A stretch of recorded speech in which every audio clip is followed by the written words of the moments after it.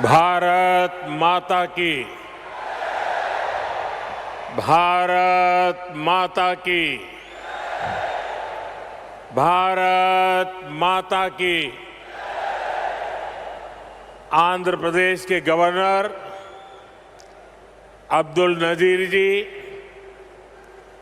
गोवा के गवर्नर और इस धरती के संतान अशोक गजपति राजू जी, सीएम मेरे मित्र चंद्रबाबू नायडू जी, डिप्टी सीएम भाई पवन कल्याण जी, मंत्रिमंडल में मेरे साथी, युवा ऊर्जा से भरे हुए भाई राममोहन नायडू जी, चंद्रशेखर पेम्मसानी जी, भूपति राजू श्रीनिवास वर्मा जी, राज्य सरकार के मंत्री भाई नारा लोकेश जी, उपस्थित अन्य जनप्रतिनिधिगण, देवी और सज्जनों, अंदरिकी नमस्कारम।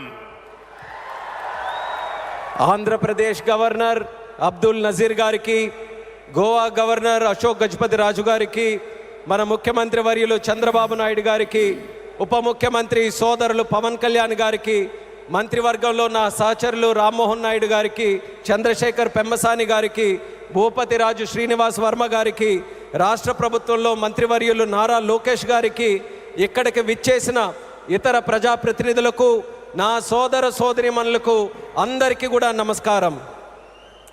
साथियों, आज का दिन आंध्र प्रदेश के विकास के लिए, स्वर्ण आंध्र के विजन के लिए ये बहुत अहम है।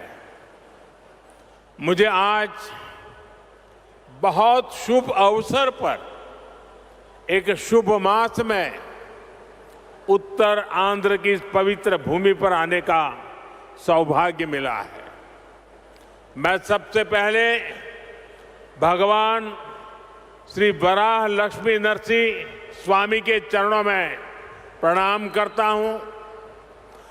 मैं श्री कुर्मनाथ स्वामी और मां पोंडितल्ली अम्मवारू को नमन करता हूं। మిత్రులారా, ఈరోజు ఆంధ్రప్రదేశ్ అభివృద్ధికి స్వర్ణాంధ్ర విజన్కు ఎంతో కీలకమైన రోజు। ఈ శుభ సందర్భంగా ఈ పవిత్రమైన మాసంలో ఈ పవిత్రమైన ఉత్తరాంధ్ర భూమికి రావడం నాకెంతో సౌభాగ్యంగా భావిస్తున్నాను। ముందుగా శ్రీ వరాహ లక్ష్మీ నరసింహస్వామి వారి పవిత్రమైన పాదాలకు నా నమస్కారాలు అర్పిస్తున్నాను।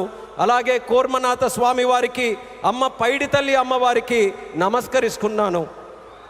साथियों, आज यहां करीब 18,000 करोड़ रुपए की विकास परियोजनाओं का शुभारंभ, लोकार्पण और शिलान्यास हुआ है। एयरपोर्ट के साथ साथ ये प्रोजेक्ट आंध्र की रोड कनेक्टिविटी से भी जुड़े हैं। इनमें एनर्जी सिक्योरिटी से जुड़े प्रोजेक्ट भी हैं। ये विकास कार्य इस बात के प्रतीक है कि इस समय आंध्र की स्पीड से आगे बढ़ रहा है। मैं आप सभी को इन प्रोजेक्ट्स की बहुत बहुत शुभकामनाएं देता हूं। మిత్రులారా, ఈరోజు దాదాపు 18,000 కోట్ల రూపాయలు విలువైన అభివృద్ధి ప్రాజెక్టులు ప్రారంభోత్సవం మరియు శంకుస్థాపన చేసుకుంటున్నాం। ఎయిర్పోర్ట్తో పాటు ఈ ప్రాజెక్టులు ఆంధ్రప్రదేశ్లో రోడ్ కనెక్టివిటీని కూడా మరింత బలోపేతం చేస్తాయి। వీటిలో ఎనర్జీ సెక్యూరిటీకి సంబంధించిన ప్రాజెక్టులు కూడా ఉన్నాయి। ఈ ప్రాజెక్టులు ఆంధ్రప్రదేశ్కు ఎంత వేగంగా ముందుకు తీసుకొని వెళ్తున్నాయనడానికి ఒక నిదర్శనం। ఈ ప్రాజెక్టుల కోసం మీ అందరికీ నా హృదయపూర్వకమైనటువంటి శుభాకాంక్షలు। साथियों, आज का ये आयोजन नया इतिहास, नए रिकॉर्ड इसे रचने का भी है। आज एक और विकास के नए रिकॉर्ड बन रहे हैं, तो साथ ही ढीमसा डांस का सांस्कृतिक रिकॉर्ड भी रचा गया है। और ये चंद्रबाबू की विशेषता है कि उन्होंने दो क्षितिजों को छुआ है। एक तरफ ऊंची आसमान को छूने वाली व्यवस्था, एयरपोर्ट का निर्माण, और दूसरी तरफ मेरे यहाँ के आदिवासी बहनों के द्वारा ढीमसा नृत्य का विश्व रिकॉर्ड बनाना। मैं चंद्रबाबू के इस विजन को विशेष रूप से सराहना करता हूं। మిత్రులారా, ఈరోజు ఒక కొత్త చరిత్ర, ఒక కొత్త రికార్డును సృష్టించిన రోజు కూడా. ఒకవైపు అభివృద్ధిలో కొత్త రికార్డులు నమోదవుతున్నాయి, మరోవైపు దింసా నృత్యం కూడా ఒక సాంస్కృతిక రికార్డును సృష్టించింది. ఇది చంద్రబాబు నాయుడు గారి విశిష్టత అనేది నేను తెలియజేస్తున్నాను. ఈరోజు చంద్రబాబు నాయుడు గారు ఒక రెండు అంశాలని టచ్ చేశారు. ఒకటి నింగిని ఆకాశాన్ని అంటే ఎయిర్పోర్ట్ అయితే, మరొకటి గిరిజనుల సోదర సోదరీమణులతో ఈరోజు దింసా నృత్యంతో ఒక రికార్డు సృష్టించారు. ఇది చంద్రబాబు నాయుడు గారి విజన్. దీనికి నేను హృదయపూర్వకమైనటువంటి అభినందనలు తెలియజేస్తున్నాను. 13,000 से ज्यादा आदिवासी बहनों और बेटियों की प्रस्तुति, उनका उत्साह, उनका अनुशासन और आदिवासी संस्कृति का गौरव, यह दृश्य वाकई अद्भुत था।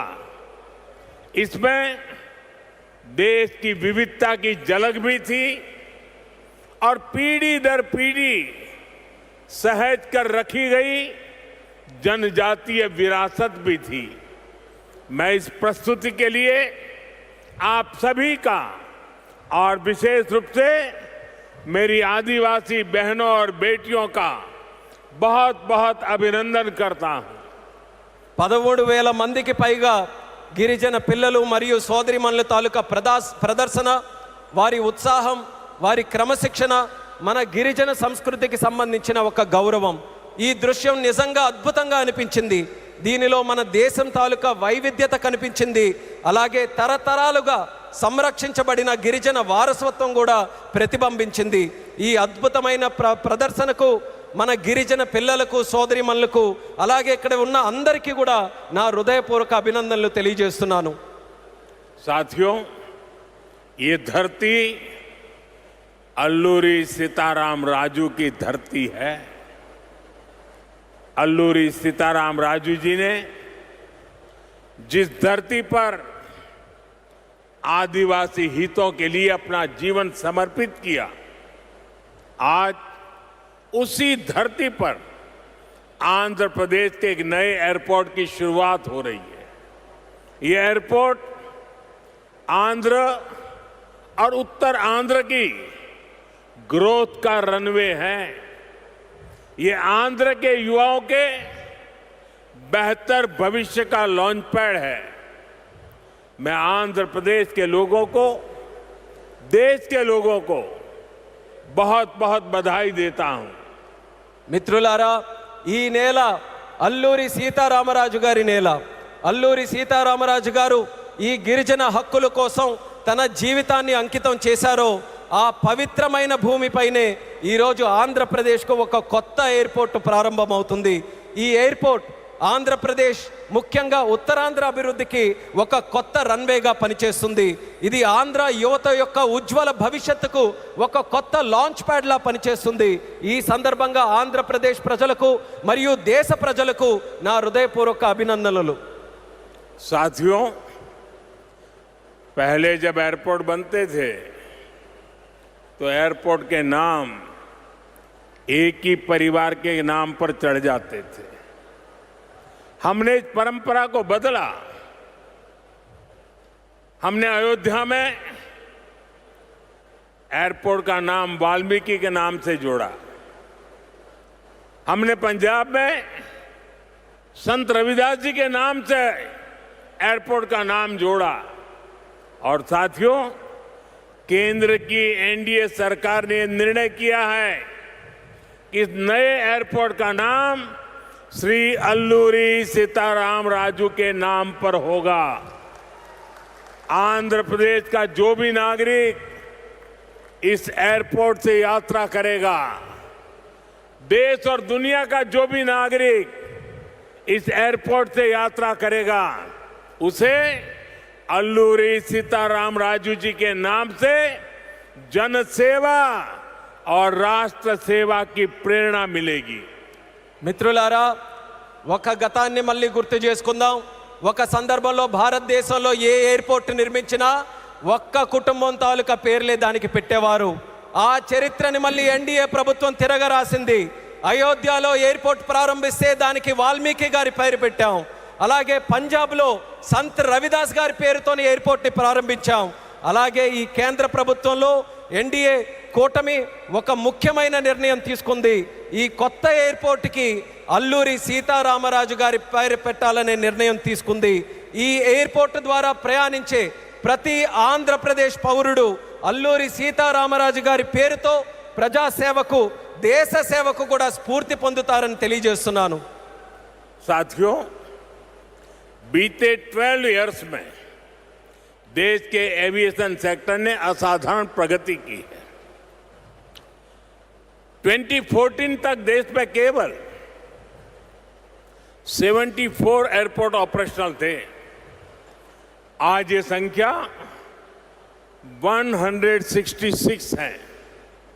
एक समय था जब हवाई उड़ानें सिर्फ बड़े शहरों तक सीमित थी। एनडीए सरकार में आज छोटे शहर के साधारण लोग भी फ्लाइट से आ जा रहे हैं। మిత్రులారా, గత 12 సంవత్సరాల్లో దేశంలో విమానయాన రంగం ఒక అసాధారణమైన పురోగతిని సాధించింది. 2014 వరకు దేశంలో కేవలం 74 ఎయిర్పోర్ట్లు ఆపరేషనల్గా ఉంటే ఈ రోజు ఆ సంఖ్య పెరిగి 166 ఎయిర్పోర్ట్లకి చేరుకుంది. ఒకప్పుడు విమానాశ్రయాలు, విమాన ప్రయాణాలు పెద్ద నగరాలకే పరిమితమయ్యేవి. ఈరోజు ఎన్డీఏ ప్రభుత్వంలో చిన్న పట్టణాల నుంచి సాధారణ ప్రజలు కూడా విమానాల్లో ప్రయాణిస్తున్నారని తెలియజేస్తున్నాను. 12 इयर्स में सिर्फ एयरपोर्ट की संख्या ही नहीं बढ़ी है। हमारी उड़ान योजना के कारण आज गरीब परिवार के लोगों को भी जहाज में बैठने का अवसर मिल रहा है। इस योजना ने गरीब से गरीब को अपना सपना पूरा करने में मदद की है। कुछ दिन पहले ही सरकार ने उड़ान योजना के दूसरे फेज की शुरुआत की है। इस पर भी 29,000 करोड़ रुपीज खर्च किए जाएंगे। మిత్రులారా, ఈ 12 సంవత్సరాల్లో కేవలం ఎయిర్పోర్ట్ తాలూకా సంఖ్య మాత్రమే పెరగలేదు. మన ఉడాన్ పథకం వల్ల పేద కుటుంబాలకు చెందిన ప్రజలు కూడా మొదటిసారి విమానంలో ప్రయాణించే అవకాశం వాళ్ళందరూ పొందారు. ఈ పథకం అత్యంత పేదవారికి తమ కలలు నిజం చేసుకునే అవకాశం కూడా కల్పించింది. కొద్ది రోజుల క్రితమే కేంద్ర ప్రభుత్వం ఉడాన్ పథకం తాలూకా ఫేజ్ 2ని కూడా ప్రారంభించింది. దీని ద్వారా దేశంలో 29,000 కోట్ల రూపాయలు ఖర్చు చేయబోతుందని తెలియజేస్తున్నాను. साथियों, एविएशन सेक्टर में देश ने एक और बड़ा माइलस्टोन हासिल किया है। कुछ ही दिन पहले काशी में जिस स्पोक एयरपोर्ट मॉडल का शुभारंभ हुआ, आज वही मॉडल पंजाब के अमृतसर तक पहुंच गया है। इससे अमृतसर से 25 से ज्यादा इंटरनेशनल डेस्टिनेशन जुड़ जाएंगे। मैं इस उपलब्धि के लिए आंध्र की इस धरती से पंजाब के लोगों को भी बधाई देता हूं। साथियों, हमारे आंध्र प्रदेश के पास हमेशा से विकसित भारत का ग्रोथ इंजन बनने का सामर्थ्य रहा है। आंध्र प्रदेश के विकास के लिए हमारे प्रयास डबल इंजन की स्पीड से आगे बढ़े। इसके लिए मैंने आंध्र के लोगों से डबल इंजन सरकार का आशीर्वाद मांगा था और आज चंद्रबाबू नायडू जी के नेतृत्व में, पवन कल्याण जी के नेतृत्व में एनडीए की पूरी टीम आंध्र प्रदेश के लिए डबल स्पीड से काम कर रही है। మిత్రులారా, విమానయాన రంగంలో దేశంలో మరో పెద్ద మైలురాయిని మనం సాధించాం. కొద్ది రోజుల క్రితమే కాశీలో ప్రారంభమైన స్పోక్ ఎయిర్పోర్ట్ మోడల్ ఈ రోజు పంజాబ్లోని అమృత్సర్ వరకు కూడా విస్తరించింది. దీంతో అమృత్సర్లో 25కి పైగా అంతర్జాతీయ గమ్యాలకు నేరుగా కనెక్ట్ అవ్వడానికి అవకాశం కలిగింది. ఈ విజయానికి ఆంధ్రప్రదేశ్ నేల నుంచే పంజాబ్ ప్రజలకు కూడా నా హృదయపూర్వక అభినందనలు తెలియజేస్తున్నాను. అలాగే మిత్రులారా, వికసిత్ భారత్ నిర్మాణంలో ఆంధ్రప్రదేశ్ ఎప్పుడూ కూడా ఒక గ్రోత్ ఇంజిన్గా నిలిచే సామర్థ్యం కలిగి ఉంది. ఆంధ్రప్రదేశ్ అభివృద్ధి కోసం డబుల్ ఇంజిన్ వేగంతో మా ప్రయత్నం ముందుకు సాగాలని నేను ఆంధ్ర రాష్ట్ర ప్రజలకు డబుల్ ఇంజిన్ ప్రభుత్వం కోసం ఆశీర్వాదాన్ని నేను కోరాను. ఈరోజు చంద్రబాబు నాయుడు గారి నాయకత్వంలో, పవన్ కళ్యాణ్ గారి నాయకత్వంలో ఎన్డీఏ టీం మొత్తం ఆంధ్రప్రదేశ్ అభివృద్ధి కోసం డబుల్ వేగంతో పనిచేస్తుందని గర్వంగా తెలియజేస్తున్నాను. साथियों, आज देश ब्लू इकोनॉमी को लगातार मजबूत कर रहा है. हमारा विजन है कि पूरा क्षेत्र कोस्टल इकोनॉमिक कॉरिडोर के रूप में विकसित हो. इसी लक्ष्य के साथ विशाखापट्टनम से कृष्णापट्टनम तक हमारे पुराने पोर्ट्स को आधुनिक रूप दिया जा रहा है. इसके अलावा मुलापेटा और रामायापट्टनम में हम नए पोर्ट भी बना रहे हैं. మిత్రులారా, ఈరోజు దేశం బ్లూ ఎకానమీని నిరంతరం బలోపేతం చేస్తుంది. మా విజన్ ఈ మొత్తం ప్రాంతాన్ని ఒక కోస్టల్ ఎకనామిక్ కారిడార్గా అభివృద్ధి చేయడం. ఈ లక్ష్యంతో విశాఖపట్నం నుంచి కృష్ణపట్నం వరకు మన పాత పోర్ట్స్ అన్నిటినీ కూడా ఆధునీకరిస్తున్నాం. అదే సమయంలో మూలపేట మరియు రామయ్యపట్నంలో కొత్త పోర్ట్స్ని కూడా మనం నిర్మించబోతున్నాం. साथियों, पोर्ट डेवलपमेंट के साथ साथ पूरे आंध्र में हाईवे और एक्सप्रेसवे का नेटवर्क तैयार हो रहा है. विशाखापट्टनम रायपुर एक्सप्रेसवे जैसे प्रोजेक्ट इस पूरे क्षेत्र को रफ्तार दे रहे हैं. మిత్రులారా, పోర్టుల అభివృద్ధితో పాటు ఆంధ్రప్రదేశ్ మొత్తం హైవేస్, ఎక్స్ప్రెస్వేస్ నెట్వర్క్ని విస్తృతంగా పెంచుకుంటూ పోతుంది. విశాఖపట్నం రాయ్పూర్ ఎక్స్ప్రెస్వే వంటి ప్రాజెక్టులు ఈ ప్రాంతానికి సరికొత్త వేగాన్ని అందిస్తున్నాయి. साथियों, ये पूरा रीजन देश के बड़े औद्योगिक केंद्रों से आसानी से जुड़े, इसके लिए आज आंध्र प्रदेश में करीब 1 लाख करोड़ रुपीस की रेलवे परियोजनाओं पर काम चल रहा है. राज्य के पूरे रेल नेटवर्क का इलेक्ट्रिफिकेशन हो चुका है. यहां 70 से ज्यादा रेलवे स्टेशनों को भी आधुनिक बनाया जा रहा है. మిత్రులారా, ఈ ప్రాంతం మొత్తం దేశంలోని ప్రధాన పారిశ్రామిక కేంద్రాలతో మరింత సులభంగా అనుసంధానం అవ్వడానికి ఈరోజు ఆంధ్రప్రదేశ్లో దాదాపు 1,00,000 కోట్ల రూపాయలు విలువైన రైల్వే ప్రాజెక్ట్స్ తాలూకా పనులు కూడా జరుగుతున్నాయి. రాష్ట్రంలో రైల్వే నెట్వర్క్ అంతా ఇప్పటికీ పూర్తిగా ఎలక్ట్రిఫికేషన్ అయ్యింది. అదేవిధంగా 70కి పైగా రైల్వే స్టేషన్లు కూడా ఆధునీకరిస్తున్నాం. साथियों, आज इस क्षेत्र के विकास में पीएम गति शक्ति नेशनल मास्टर प्लान भी बड़ी भूमिका निभा रहा है. पीएम गति शक्ति के माध्यम से इस पूरे क्षेत्र में रेल, पोर्ट और एयरपोर्ट को एक साथ जोड़ा जा रहा है. जब यहाँ ये आधुनिक लॉजिस्टिक नेटवर्क तैयार हो जाएगा तो उद्योगों को बेहतर कनेक्टिविटी मिलेगी, किसानों को फायदा होगा और ईज ऑफ डूइंग बिजनेस भी बढ़ेगा. మిత్రులారా, ఈ ప్రాంత అభివృద్ధితో పిఎం గతి శక్తి నేషనల్ మాస్టర్ ప్లాన్ కూడా కీలక పాత్ర పోషిస్తుంది. పిఎం గతి శక్తి ద్వారా రైల్ కానీ, పోర్టు కానీ, ఎయిర్పోర్ట్లు కానీ ఒక సమగ్ర నెట్వర్క్గా అనుసంధానం చేస్తున్నాం. ఈ ఆధునిక లాజిస్టిక్స్ నెట్వర్క్ పూర్తయిన తర్వాత పరిశ్రమలకు మరింత మెరుగైన కనెక్టివిటీ లభిస్తుంది, రైతులకి ప్రయోజనం చేకూరుతుంది, అలాగే ఈజ్ ఆఫ్ డూయింగ్ బిజినెస్కి కూడా మరింత పెరుగుతుంది. साथियों, आंध्र प्रदेश हमेशा भविष्य की सोच रखने वाला प्रदेश रहा है. सॉफ्टवेयर, आईटी और टेक सेक्टर में आंध्र के युवाओं ने पूरी दुनिया में अपना डंका बजाया है और इसलिए सरकार यहां के टैलेंट को आंध्र प्रदेश की डेवलपमेंट पावर से जोड़ना चाहती है. మిత్రులారా, ఆంధ్రప్రదేశ్ ఎప్పటి నుంచో భవిష్యత్తును దృష్టిలో పెట్టుకొని ముందుకు సాగే రాష్ట్రం. సాఫ్ట్వేర్ కానీ, ఐటీ కానీ, టెక్ రంగాల్లో కానీ ఆంధ్రప్రదేశ్ యువత ప్రపంచవ్యాప్తంగా తన ప్రతిభను చాటుకున్నారు. అందుకే ఇక్కడ యువత తాలూకా ప్రతిభను ఆంధ్రప్రదేశ్ తాలూకా అభివృద్ధి శక్తితో అనుసంధానం చేయాలని ప్రభుత్వం కోరుకుంటుంది. हमारे टैलेंटेड युवाओं की प्रतिभा का लाभ आंध्र प्रदेश और देश को ज्यादा से ज्यादा मिले, ये बहुत आवश्यक है.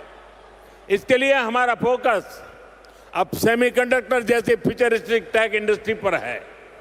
विशाखापट्टनम में नए सेमीकंडक्टर प्लांट का शिलान्यास इसी दिशा में एक बहुत बड़ा कदम है. మన ప్రతిభావంతులైన యువత సామర్థ్యం ఆంధ్రప్రదేశ్కే కాకుండా దేశానికి మరింత ఉపయోగపడాలి. అందుకే ఇప్పుడు మా దృష్టి సెమీకండక్టర్ వంటి ఫ్యూచరిస్టిక్ టెక్ ఇండస్ట్రీస్ పై ఉంది. విశాఖపట్నంలో కొత్త సెమీకండక్టర్ ప్లాంట్ తాలూకా శంకుస్థాపన ఆ దిశగా ఒక గొప్ప అడుగుగా నేను భావిస్తున్నాను. चंद्रबाबू के नेतृत्व में हमारा आंध्र अब सॉफ्टवेयर के साथ साथ मैन्युफैक्चरिंग का भी हब बनेगा. इससे आंध्र में फ्यूचरिस्टिक जॉब तैयार होगी, टेक इंडस्ट्रीज के लिए नया वातावरण तैयार होगा. చంద్రబాబు నాయుడు గారి నేతృత్వంలో ఇకపై మన ఆంధ్రప్రదేశ్ సాఫ్ట్వేర్ హబ్ మాత్రమే కాదు, మ్యానుఫ్యాక్చరింగ్ హబ్గా కూడా ఎదగబోతుంది. దీంతో ఆంధ్రప్రదేశ్లో ఫ్యూచరిస్టిక్ జాబ్స్ సృష్టించబడతాయి. టెక్ ఇండస్ట్రీస్కు అనుకూలమైన ఒక కొత్త ఈకో సిస్టమ్ కూడా ఇక్కడ ఏర్పడుతుంది. साथियों, वर्ल्ड इकोनॉमी में कहीं पे किसी भी ग्रोथ सेंटर का निर्माण सिर्फ एक फैक्ट्री से नहीं हो सकता. उसके लिए एक पूरे इकोसिस्टम की जरूरत होती है.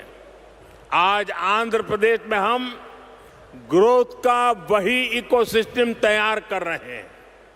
चंद्रबाबू नायडू जी व्यक्तिगत स्तर पर दिन रात मेहनत करते हैं. इसी का परिणाम है आज दुनिया की कई बड़ी बड़ी कंपनियां यहां निवेश करने के लिए आना चाहती हैं.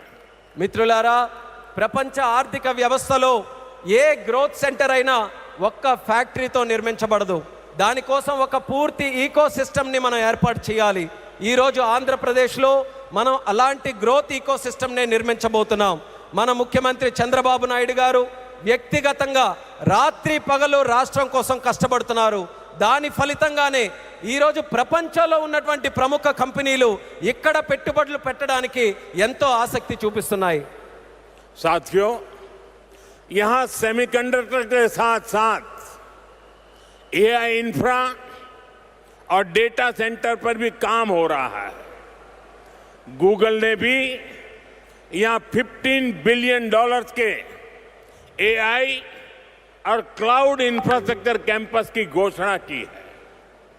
और भी कई ग्लोबल कंपनी यहां नई संभावनाएं देख रही हैं.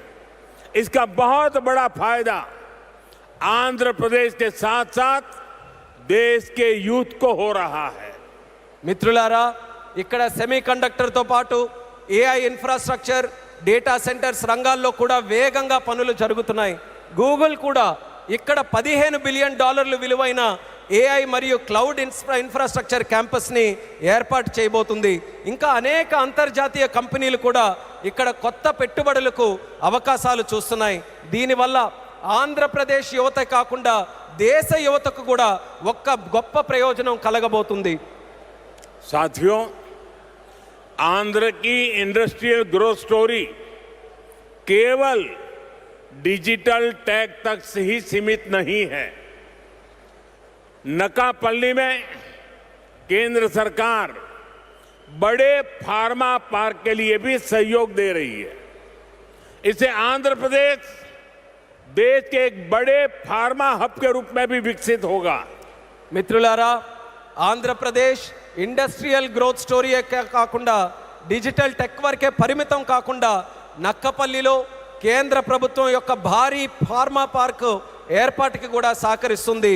దీంతో ఆంధ్రప్రదేశ్ దేశంలోనే ఒక ప్రముఖ ఫార్మా హబ్గా ఎదగబోతుందని తెలియజేస్తున్నాను.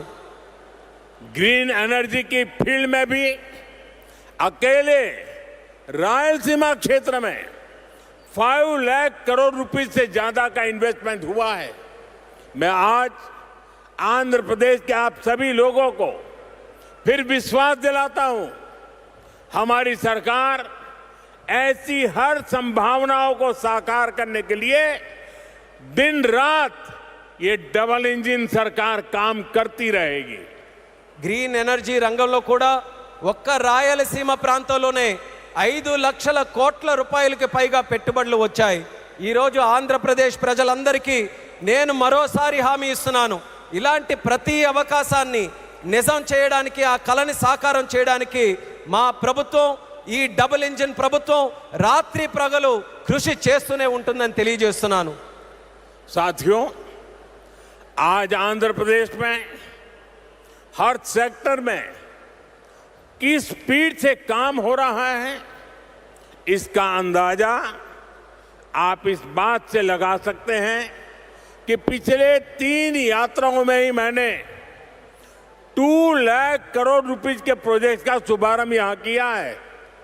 మిత్రులారా, ఈరోజు ఆంధ్రప్రదేశ్లో ప్రతి రంగంలో ఎంత వేగంగా అభివృద్ధి జరుగుతుందో మనం ఒక్కసారి అంచనా వేయాలనంటే ఈ ఒక్క విషయం గమనించండి. నా గత 3 పర్యటనల్లో 2 లక్షల కోట్ల విలువైన ప్రాజెక్టులు, కోట్ల రూపాయల విలువైన ప్రాజెక్టులు నేను ఇక్కడే ప్రారంభించానని తెలియజేస్తున్నాను. मुझे खुशी है कि आंध्र की इस विकास यात्रा में उत्तर आंध्र भी सशक्त हो रहा है। हम विशाखापट्टनम इकोनॉमिक रीजन VER को देश के बड़े औद्योगिक केंद्र के रूप में विकसित कर रहे हैं। हमारा लक्ष्य है VER एशिया का प्रमुख इकोनॉमिक हब बने। ये एयरपोर्ट से लेकर सेमीकंडक्टर यूनिट तक इसी मिशन का हिस्सा है। ఈ అభివృద్ధి ప్రయాణంలో ఉత్తరాంధ్ర కూడా మరింత బలోపేతం అవుతున్నందుకు నాకెంతో ఆనందంగా ఉంది. మనం విశాఖపట్నం ఎకనామిక్ రీజన్ను దేశంలో ప్రధాన పారిశ్రామిక కేంద్రంగా అభివృద్ధి మనం చేస్తున్నాం. మన లక్ష్యం VERను ఆసియా ఖండంలోనే ఒక ప్రముఖ ఎకనామిక్ హబ్గా తీర్చిదిద్దడం. దీనికి ఎయిర్పోర్ట్ నుంచి సెమీ కండక్టర్ యూనిట్ వరకు జరుగుతున్న ప్రతి కార్యక్రమం ఆ లక్ష్యంలో భాగమే అనేది కూడా నేను తెలియజేస్తున్నాను. साथियों, हमारी सरकार का मंत्र है इन्वेस्टमेंट से एम्प्लॉयमेंट। इसलिए सरकार ने अपनी तरफ से भी इन्वेस्टमेंट बढ़ाया है और हम प्राइवेट सेक्टर को भी इन्वेस्टमेंट के लिए प्रेरित कर रहे हैं। आप भी जानते हैं, जब इन्वेस्टमेंट बढ़ता है तो मैन्युफैक्चरिंग बढ़ती है, मैन्युफैक्चरिंग बढ़ती है तो एक्सपोर्ट बढ़ता है, एक्सपोर्ट बढ़ता है तो रोजगार के नए अवसर बनते हैं और रोजगार बढ़ता है तो लोगों की आमदनी बढ़ती है, परिवारों की जिंदगी बेहतर होती है और आंध्र प्रदेश में हम यही होते देख रहे हैं। మిత్రులారా, మా ప్రభుత్వం తాలూకా మంత్రం పెట్టుబడి నుంచి ఉపాధి వరకు. అందుకే ప్రభుత్వం తన వంతుగా కూడా పెట్టుబడులు పెంచుకుంటూ పోతుంది. అదే సమయంలో ప్రైవేట్ సెక్టర్ తాలూకా పెట్టుబడులు కూడా వాళ్ళు ఇంకా ఎక్కువగా పెట్టేలా ప్రోత్సహిస్తుంది. మీ అందరికీ తెలుసు, పెట్టుబడులు పెరిగితే తయారీ రంగం పెరుగుతుంది, తయారీ రంగం పెరిగితే ఎగుమతులు పెరుగుతాయి, ఎగుమతులు పెరిగితే కొత్త ఉద్యోగ అవకాశాలు పెరుగుతాయి, ఈ కొత్త ఉద్యోగ అవకాశాలు పెరిగితే ప్రజల తాలూకా ఆదాయం పెరుగుతుంది. ఆ పెరిగినప్పుడు కుటుంబం తాలూకా జీవితాలు మరింత మెరుగుపడతాయి. ఈరోజు మన ఆంధ్రప్రదేశ్లో ఈ మార్పుని మనం కల్లారా చూస్తున్నాం. साथियों, मुझे पूरा विश्वास है आज यहां जितने भी प्रोजेक्ट की शुरुआत हुई है, जिनकी नींव रखी गई है, वो सारे प्रोजेक्ट स्वर्ण आंध्रा और विकसित भारत के संकल्प को पूरा करने में बहुत बड़ा योगदान देंगे। चंद्रबाबू जी के नेतृत्व में आंध्र प्रदेश विकसित भारत के सपने को पूरा करने के लिए एक बहुत बड़ा ऊर्जा स्रोत बन रहा है। मैं एक बार फिर इन सभी परियोजनाओं के लिए आंध्र प्रदेश के लोगों को बहुत बहुत बधाई देता हूं। बहुत बहुत धन्यवाद। మిత్రులారా, ఈరోజు ప్రారంభమైన శంకుస్థాపన జరిగిన ప్రతి ప్రాజెక్టు కూడా స్వర్ణాంధ్ర మరియు వికసిత్ భారత్ సంకల్పాలను సాకారం చేయడంలో ఎంతో గొప్ప పాత్ర పోషిస్తుందనే నమ్మకం నాకుంది. మరి చంద్రబాబు నాయుడు గారి తాలూకా నేతృత్వంలో ఆంధ్రప్రదేశ్ రాష్ట్రం వికసిత్ భారత్ విజన్కు ఒక పెద్ద శక్తిగా ఉజ్వలిస్తుంది.